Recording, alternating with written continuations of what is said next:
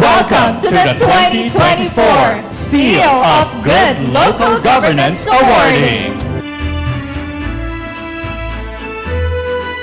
Today we gather to celebrate a remarkable achievement, one that reflects not only excellence in local governance, but also the unwavering commitment of our leaders to uplift their communities.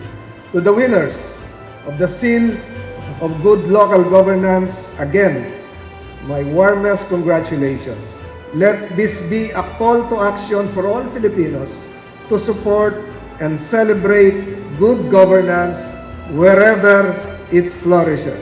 Congratulations po sa inyong lahat. Mabuhay po ang mga awardees. May your triumphs continue to inspire and lead us to greater heights. Good governance should unite us all. It should not divide us. Politics divide us, but good governance should put us all together. Lahat tayo dito iisang pakay. Good governance. Lahat kayo dito awardee for good governance. Ang politika ay napakahirap. But sana itong seal nyo, itong seal of good governance, ay gamitin nyo sa kampanya nyo sa darating na halalan.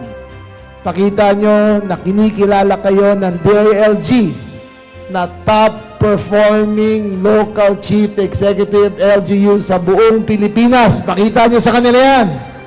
Let good governance be a symbol of unity. Let good governance be a symbol of hope. Let be good governance a symbol of tomorrow's progress for the Philippines. Ayun lang naman ang gusto ng ating Pangulo. Magbago ang Pilipinas, magbago ang Pilipino, magbago tayong lahat.